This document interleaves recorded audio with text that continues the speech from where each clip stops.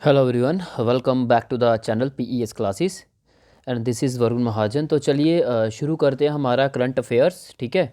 तो पहले मैं आपको एक चीज़ बता दूं कि कुछ बच्चे ये सोचते हैं कि करंट अफेयर्स जो है वो नहीं आ रहा है। तो मैं आपको बता दूं, करंट अफेयर आपका चलेगा। मैंने आप लोगों से प्रॉमिस किया हुआ करंट अफेयर्स आपका जैसे चल रहा है वैसे ही चलेगा, बट ये होगा डेली बेसिस में। कभी वीडियोज़ नहीं आ पाती है क्योंकि आपका मिशन एनसीईआरटी जो है वो भी शुरू किया गया हुआ है ना। और उसके बाद हम बात करें, अभी आपकी एक और नई सीरीज़ है जो कि जल्द जल्द ही आ रही है, वो भी आपकी स्टार्ट हो जाएगी। ठीक है। तो इसलिए बट आप ये मान कर चलो, आपका करंट अफेयर वो आता ही रहेगा। ओके। वो बीच में होगा कि हाँ भाई, आपका करंट अफेयर बीच में नहीं आ पाएगा।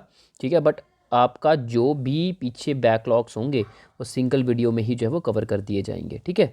तो अब हम देख रहे हैं 4 फेब से लेकर, क्योंकि 3 फेब तक हमने डिस्कस किया हुआ, तो जो पुराने बच्चे उनको पता है 4 फेब से 7 फेब तक जितना भी हमारा करंट अफेयर इम्पॉर्टेंट है, ओके, उसको हम सिंगल वीडियो में डिस्कस करेंगे। ओके, चलो स्टार्ट करते हैं। पहला आ जाता है जी, हम बात करें पहला आ जाता है हमारा, ये देखो, मेरा गांव मेरी धरोहर प्रोग्राम के बारे में। ओके। मेरा गांव मेरी धरोहर प्रोग्राम की अगर हम बात करें तो आपको ये चीज़ पता होनी चाहिए कि मिनिस्ट्री ऑफ कल्चर जो है ये उसका इनिशिएटिव है। ओके। इसमें बेसिकली क्या किया जाएगा, इसमें हम ये बोलेंगे कि मैपिंग की जाएगी। ओके। जितने भी हमारे विलेजेस हैं, सारे विलेजेस की मैपिंग की जाएगी, उनकी प्रॉपर एक डॉक्यूमेंटेशन की जाएगी। ठीक है, अंडर दिस प्रोग्राम। और हम बात करें कि ये जो बेसिकली मैपिंग करने की जो बात की गई है, ये हम बात करेंगे कि इसमें कोऑर्डिनेशन किया जाएगा मिनिस्ट्री ऑफ कल्चर का, किसके साथ? Indira Gandhi national centre for the arts. ठीक है, IGNCA। तो इसके साथ हम बात करेंगे, इसके साथ जो है वो मिनिस्ट्री ऑफ कल्चर जो है वो क्या करेगी, कोऑर्डिनेशन करेगी। और अलॉन्ग विद द कोऑर्डिनेशन हम ये बोलेंगे, ये जो है हम बात करें मैपिंग और डॉक्यूमेंटेशन का जो काम है ऑल द विलेजेस का, ये प्रॉपर जो है वो किया जाएगा। ठीक है। नेक्स्ट हम बात करते हैं बिम्स्टेक एक्वेटिक चैम्पियनशिप 2024 की बात कर लेते हैं। देखो यार, ये जो चैम्पियनशिप है इसको ऑर्गेनाइज़ करवाया गया है जी, कहाँ पे? न्यू दिल्ली में। और आपको ये पता है कि हमारी ये पहली बिम्स्टेक एक्वेटिक चैम्पियनशिप बन जाती है। जैसे यहाँ पे आप देख ही सकते हो, पानी में जो है ये प्रॉपर एक कंपटीशन किया जाता है। ओके। ये जो ऑर्गेनाइज़ की मैं बात करूँ, न्यू दिल्ली में ऑर्गेनाइज़ करवाया गया, और 6 फेब से लेकर 9 फेब तक ये प्रॉपर जो है ये चल रही है। ठीक है, अब तो हो गई है कंप्लीट। तो बाकी इस्टेब्लिश की हम बात करें तो 1997 में इसको इस्टेब्लिश किया गया था बिम्स्टेक को। और आपको पता है बिम्स्टेक के 7 मेंबर कंट्रीज़ रहते हैं: बांग्लादेश, भूटान, इंडिया, नेपाल, श्रीलंका और म्यांमार, थाईलैंड। ठीक है। तो ये है जी इसके बिम्स्टेक के मेंबर्स।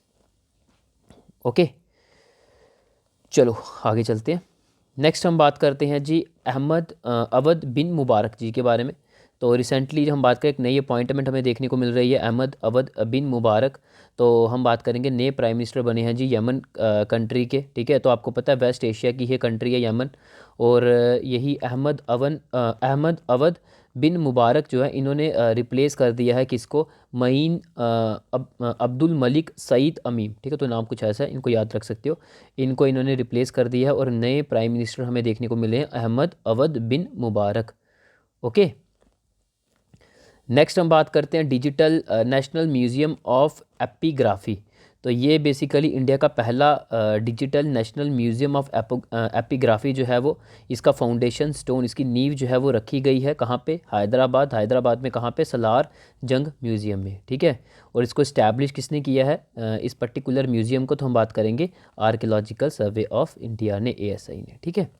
नेक्स्ट हम बात करते हैं बीना मोदी जी की बात करते हैं। तो डॉक्टर बीना मोदी जी जो हैं ये चेयरपर्सन है जी मोदी एंटरप्राइज़ के। इनको भी एक प्रेस्टिजियस अवार्ड जो है वो दिया गया है, किस चीज़ के लिए? Outstanding business women of the year का खिताब इन्हें दिया गया है। ठीक है। नेक्स्ट बात कर लेते हैं फ्रांस। इंपॉर्टेंट है ये आपको पूछने, ये आप ये मानकर चलो, आपको किसी न किसी एग्ज़ाम में ये क्वेश्चन देखने को मिलेगा कि अभी रिसेंटली जो है UPI जो है किसने एक्सेप्ट किया है। ठीक है, अच्छा क्वेश्चन है ये, इंपॉर्टेंट है, ध्यान से सुनने से। देखो क्या बोला गया यहाँ पे यही चीज़ बोली गई कि हम बात करें, फ्रांस जो है वो पहली यूरोपियन कंट्री बन जाती है जिसने डिजिटल पेमेंट इंडिया से जो है एक्सेप्ट कर ली है। ठीक है। बाकी हम बात करें, अब ये इन शॉर्ट कहने का मतलब ये है कि अब UPI जो है यूनिफाइड पेमेंट इंटरफेस है ना, अब ये चीज़ को एक्सेप्ट किसने कर लिया है? यूरोपियन कंट्री की पहली यूरोपियन नेशंस की हम बात करें, EU की, यूरोपियन यूनियन की हम बात करें, पहली कंट्री बन जाती है वो क्या है जी? फ्रांस। फ्रांस ने एक्सेप्ट कर लिया है UPI फ्रॉम इंडिया। ठीक है। बट यहाँ पे वही चीज़ है, अब वही चीज़ लिखिए, फ्रांस अब क्या करेगा, साथ में इशू भी करेगा डिजिटल शेंजन वीज़ा। तो शेंजन वीज़ा जो है ये डिजिटल शेंजन वीज़ा जो है ये फ्रांस पहला कंट्री बन जाता है जो हम बात करें यूरोपियन यूनियन में, जो कि ये इस टाइप के वीज़ा को जो है क्या करेगा, इशू करेगा, पहली बात। और दूसरी मैंने आपको बताई, फ्रांस यूरोपियन यूनियन में पहला कंट्री बन जाता है जो कि एक्सेप्ट कर रहा है यूपीआई फ्रॉम इंडिया, ठीक है। तो डिजिटल ट्रांजैक्शन हमें देखने को मिलेगी फ्रॉम द इंडिया से फ्रांस के बीच में, ठीक है। तो ये आप इन शॉर्ट आप ये समझो, बाकी ये न्यूज़ आपकी आगे फिर से अभी आएगी, वहाँ पे हम और ज़्यादा डिटेल में इसके बारे में देखेंगे, ठीक है। तो बाकी हम ये चीज़ देखें कि NIPL इसने पार्टनरशिप की है, लायरा ई कॉमर्स जो है हमारा फ्रांस का, इसके साथ पार्टनरशिप करके हम बात करेंगे ये यूपीआई जो यूनिफाइड पेमेंट इंटरफेस है, फ्रांस ने ये जो है डिजिटल पेमेंट ये एक्सेप्ट किया है, ठीक है। बस ये याद रखो, बाकी आगे ये डिटेल में आएगा आपको। अगर समझ अभी नहीं आया तो वहाँ पे आपको पूरी क्लैरिटी मिल जाएगी, ठीक है, कि फ्रांस ने जो है वो एक्सेप्ट क्यों किया है, ठीक है। तो ये आगे आएगा न्यूज़, फिर से आपकी आएगी, वहाँ पे इसको देखेंगे हम। ओके, फिलहाल अभी आप यही याद रखो कि फ्रांस जो है यूरोपियन यूनियन में पहला कंट्री बन जाता है जिसने डिजिटल पेमेंट जो है फ्रॉम द इंडिया ये एक्सेप्ट कर लिया, यानी कि यूपीआई जो है ये एक्सेप्ट कर लिया है, ठीक है। अब ट्रांजैक्शन इंडिया और हम बात करें फ्रांस के बीच में जो है यूपीआई बेस जो है वो देखने को मिलेगी। और ये करने में किसने पार्टनरशिप की है, NIPL ने पार्टनरशिप की है किसके साथ, लायरा ई कॉमर्स, जो कहाँ की है जी, फ्रांस की है, ठीक है। ये याद रखो, बाकी ये भी याद रखो, फ्रांस जो है यूरोपियन यूनियन की पहली कंट्री बन जाती है जो हम बात करेंगे जिसने डिजिटल शेंजन वीज़ा जो है वो इशू किया है। ओके, नेक्स्ट हम बात करते हैं अपूर्वा चंद्र जी की बात करते हैं। तो अपूर्वा चंद्र जो हैं इनको अपॉइंट किया गया एज ए सेक्रेटरी किसका, health and family welfare department जो है, तो इसका इन्हें नया सेक्रेटरी जो है वो अपॉइंट किया है, जो आप यहाँ पे देख सकते हो। बाकी हम बात करें संजू जज्जू की, ठीक है, तो ये भी अपॉइंट किए गए हैं एज ए न्यूज़ सेक्रेटरी, तो आप यहाँ पे देख सकते हो, नए सेक्रेटरी इन्फॉर्मेशन ब्रॉडकास्टिंग के, ठीक है। नेक्स्ट हम बात करते हैं ओलेग कोनोनेन्को, ठीक, कुछ ऐसा नाम है, ये आप देख सकते हो, रशियन एस्ट्रोनॉट है। इन रिसेंटली इन्होंने एक नया वर्ल्ड रिकॉर्ड सेट किया, वो क्या, यही हम बात करेंगे कि इन्होंने क्या किया था। आपको ये तो इनके बारे में हिस्ट्री में अगर थोड़ी बताऊं, इन्होंने 878 डेज़ जो हैं वो स्पेस में बिताए थे, या फिर आप ये बोल सकते हैं अपना इन्होंने ज़िंदगी का मोस्ट ऑफ द टाइम हम बात करें इन्होंने स्पेस में ही जो है बिताया है। मोर देन 2.5 ईयर ये स्पेस में रही हैं, ठीक है। तो एक इन्होंने वर्ल्ड रिकॉर्ड सेट किया है इस चीज़ को लेकर। और अगर मैं इनका बैकग्राउंड हिस्ट्री में जाऊँ तो एक इंजीनियर रह चुके हैं पहले, और इन्होंने अपना जो है वो पहली स्पेस फ़्लाइट जो है वो 2008 में की थी। और इस चीज़ को देखते हुए हम बात करेंगे इन्होंने एक सेट किया है एक वर्ल्ड रिकॉर्ड। तो बस आपको यही पूछा जाएगा कि अभी न्यूज़ में थे रशियन एस्ट्रोनॉट, उनका नाम क्या है जिन्होंने वर्ल्ड रिकॉर्ड जो है वो क्रिएट किया है, तो आप उनका नाम लोगे, वो हैं जी ओलेग कोनोनेन्को, ठीक है। तो ये थोड़े न्यूज़ में थे, तभी जाके मैंने सोचा कि चलो इनको भी कवर कर दिया जाए, ठीक है। तो इनके बारे में भी आपको पता होना चाहिए। ओके, नेक्स्ट हम बात करते हैं विनेश फोगट जी की बात करते हैं। तो ये एक रेसलर है, तो पहली इंडियन वुमेन रेसलर बन जाती है जिन्होंने गोल्ड मेडल जीता, कॉमनवेल्थ गेम में भी जीता और एशियन गेम में भी जीता इन्होंने, ठीक है। अब ये न्यूज़ में क्यों है, क्योंकि रिसेंटली इन्होंने गोल्ड मेडल जीता है और डिफीट किसको किया है, ज्योति जी को। और नेशनल रेसलिंग चैम्पियनशिप हमें देखने को मिलती है, वहीं पर ही इन्होंने गोल्ड मेडल जो है जीता है और डिफीट किया है ज्योति जी को। फिर हम बात करते हैं जी इनके साथ एक और बात करते हैं अंशु मलिक। तो इन्होंने भी ये चैम्पियनशिप जो है वो जीती और इन्होंने हराया किसको है, सरिता। तो ये आप नाम थोड़ा सा याद रखो, आपको पूछा जा सकता है, ठीक है। नेक्स्ट हम बात करते हैं अलोरा अजंता इंटरनेशनल फेस्टिवल की बात करते हैं। तो ये फेस्टिवल हमें देखने को मिला कहाँ, महाराष्ट्र में कहाँ पे, छत्रपति संभाजी नगर जो है यहाँ पे फेस्टिवल देखने को मिलता है। और 7 साल के बाद ये फेस्टिवल हमें देखने को मिल रहा है। देखो ना, अब यहाँ नाम से ही आपको पता चल रहा होगा अजंता अलोरा है कहाँ पे, महाराष्ट्र में।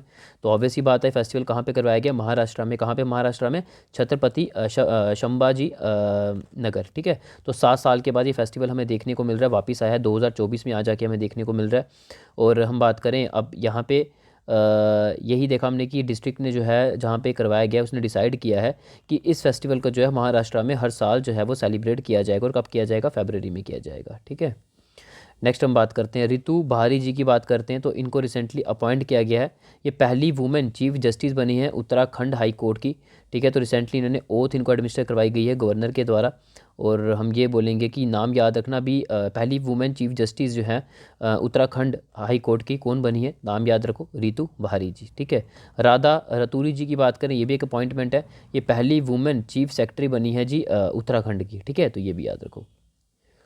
नेक्स्ट हम बात करते हैं वायु शक्ति 24 की बात करते हैं। तो ये एक एक्सरसाइज रिसेंटली कंडक्ट करवाई गई है इंडियन फोर्स के द्वारा, और हम बात करें इसको ऑर्गेनाइज कहाँ करवाया गया है जी, जैसलमेर में। ठीक है, अभी करवाई की भी होगी, ये 17 फेब को होगी, याद रखो। तो डेट याद रखने की ज़रूरत नहीं, बस ये आपको पता होना चाहिए। वायु शक्ति एक्सरसाइज जो है वो एक इंडियन एयरफोर्स एक्सरसाइज है, और कहाँ पर करवाई जाएगी, जैसलमेर में। ये एक इंपॉर्टेंट है, बस यही आपको पूछा जाएगा। और हम बात करें यहाँ पे इंडियन एयरफोर्स जो है वो 3 तरह की एक्सरसाइज जो है वो एयर एक्सरसाइज करवाती है। वायु शक्ति जो भी अभी हमने देखी, गगन शक्ति और तरंग शक्ति। ठीक है, ये आपको पता होना चाहिए। नेक्स्ट हम बात करें यूपीआई की बात करते हैं। हाँ देखो, अब आ गया यूपीआई वाला जो मैं आपको बोल रहा था, आगे डिटेल में आएगा, है ना। तो अब यूपीआई की हम बात करें तो वही देखा, फुल फॉर्म क्या है, यूनिफाइड पेमेंट इंटरफेस। आपको पता है इंडिया ने जो है वो इंट्रोड्यूस किया है यूपीआई को। तो आपको पता है आईफल टावर पेरिस में, है ना, वहाँ पे इंडिया ने जो है वो सेटअप किया है। ठीक है, हम बात करें यूपीआई, और हम ये बोलेंगे पीएम का ये विजन है टू ग्लोबलाइज, यूपीआई को ग्लोबलाइज करना है। तो उसके लिए इन्होंने यहाँ पे हम बात करें कि इसको इंट्रोड्यूस किया है कहाँ पे, आईफल टावर पेरिस में। और उसी चीज़ को लेकर अब फ्रांस सबसे पहले आगे कंट्री निकल कर आते हैं यूरोपियन यूनियन की, जिसने यूपीआई को क्या किया है, एक्सेप्ट किया है ना। तो मैंने आपको क्या बोला था, आगे ये न्यूज़ आएगी, ये आपको क्लियर हो गया होगा। फ्रांस पहली कंट्री बन जाती है यूरोपियन यूनियन की जिसने यूपीआई को क्या कर दिया है, एक्सेप्ट कर दिया है। और इसमें हम बात करें एनपीसीआई और फ्रेंच ई कॉमर्स एंड हम बात करें लायरा प्रॉक्सिमिटी पेमेंट कंपनी। तो कुछ आप ये याद रखो, ये सबकी पार्टनरशिप है, इनकी पार्टनरशिप से ही हम बात करेंगे कि एक्सेप्टेंस की है फ्रांस ने यूपीआई पेमेंट सिस्टम को। ठीक है, ओके। नेक्स्ट हम बात करते हैं लाल कृष्ण आडवाणी जी की बात करते हैं। तो लाल कृष्ण आडवाणी जी जो हैं, आपको पता है 7th डिप्टी प्राइम मिनिस्टर रहे हैं इंडिया के 2002 से लेकर 2004 तक। रिसेंटली इनको जो है ऑनर किया गया है भारत रत्न अवार्ड से, और हाईएस्ट सिविलियन अवार्ड रहता है इंडिया का।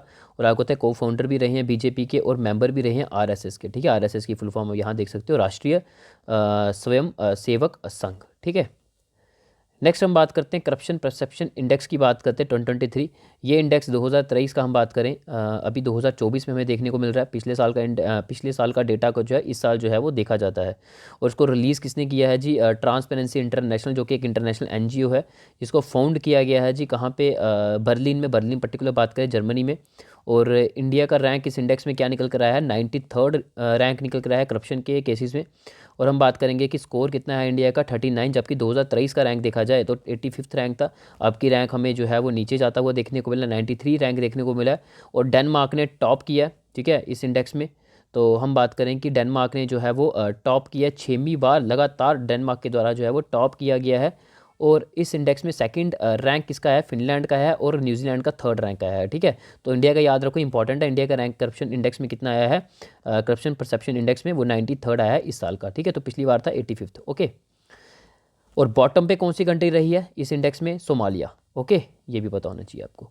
नेक्स्ट हम बात करते हैं जी एनुअल बजट 2024 की बात करते हैं। एनुअल बजट तो नहीं बोलेंगे क्योंकि एनुअल बजट अभी आना है, ये हम बोलेंगे इंटरिम बजट बोलेंगे। आपको पता है 2 बजट आएंगे इस बार, एक इंटरिम बजट आएगा, एक आपका जो है एनुअल बजट हमारा पूरे साल का आता है, एक वो आएगा। इंटरिम बजट तब तक लाया जाता है जब तक आपकी गवर्नमेंट जो है वो नहीं बनती। जैसे गवर्नमेंट हमारी बन जाएगी उसके बाद जो है हमारा एनुअल बजट आ जाएगा। और आपको पता है हमारा फाइनेंशियल ईयर जो है पूरा 1 साल चलेगा, है ना, वो चलता भी 1 साल है, तो वो प्रॉपर हमारा एनुअल बजट होगा। अभी फिलहाल इंटरिम बजट आएगा 2-3 महीने के लिए। ओके, तो चलो हम देख लेते हैं इंटरिम बजट में क्या चीज़ बोली गई है। यहाँ पे ये बोला गया कि एम्बिशियस प्रोजेक्ट की बात की गई है। तो आपको पता है कि इंटरिम बजट को फाइनेंस मिनिस्टर जो है उन्होंने प्रेजेंट किया है 2024-25 का, या फिर इसको आप फिस्कल ईयर 25 करके भी ऐसे भी लिख सकते हो, है ना। तो इन्होंने बोला है कि गवर्नमेंट का एम्बिशियस प्रोजेक्ट है कि हमने क्या करना है जी, जितने भी हमारे रेल कोचेज़ हैं उनको अपग्रेड करना है ना, वंदे भारत स्टैंडर्ड टाइप की हमें अपने रेल कोचेज़ को जो है वो अपग्रेड करना है, वहाँ तक स्टैंडर्ड तक लेकर आना है। तो इसलिए 40,000 रेल कोचेज़ को अपग्रेड किया जाएगा, वंदे भारत का पूरा स्टैंडर्ड जो है वो मेनटेन किया जाएगा। जैसे वंदे भारत ट्रेन में किया जाता है वैसा ही हमारा 40,000 रेल कोचेज़ का स्टैंडर्ड भी वैसा ही अपग्रेड किया जाएगा। ओके, तो ये आपको पता होना चाहिए, यहाँ पर बोला गया है। अच्छा जी, नेक्स्ट हम बात करते हैं, लास्ट न्यूज़ रहेगी आज की, तो यही है कि लखपति दीदी योजना की बात की गई। सेंट्रल गवर्नमेंट ने क्या बोला है कि अब इंक्रीज़ किया जाएगा इस टारगेट, ये जो योजना का टारगेट है उसको इंक्रीज़ किया जाएगा। और आपको पता है कि इंटरिम बजट में ही फाइनेंस मिनिस्टर के द्वारा ये चीज़ अनाउंसमेंट की गई है। पहले 2 करोड़ था, अब इसका 3 करोड़ जो है टारगेट जो है वो किया जाएगा, सेंट्रल गवर्नमेंट ने बोला है। और बेसिकली इसमें होता क्या है, जो सेल्फ हेल्प ग्रुप्स होते हैं, एसएचजी होते हैं, है ना, उनको प्रॉपर स्किल ट्रेनिंग दी जाती है, फाइनेंशियल हेल्प इनको प्रोवाइड की जाती है, फाइनेंशियल असिस्टेंस दी जाती है, ताकि इनको कैपेबल बनाया जा सके, ताकि वो जो है पैसा जो है वो कमा सके। ठीक है, तो ये है जी लखपति दीदी योजना के बारे में। ओके, तो ये थे जी हमारे कुछ इंपॉर्टेंट आर्टिकल्स जो कि हमने देखे। ठीक है, बाकी इसकी पीडीएफ आपको जो है वो टेलीग्राम पे मिल जाएगी। बाकी इतना ही रखते हैं, बाकी मिशन एनसीईआरटी हमारा चल ही रहा है। अब आपका मिशन एनसीईआरटी की वीडियो जो है वो आजकल में आ जाएगी उसकी भी। ठीक है, चलो इतना ही रखते हैं, बाकी मिलते हैं नेक्स्ट लेक्चर में। Okay, take care, thank you, bye bye.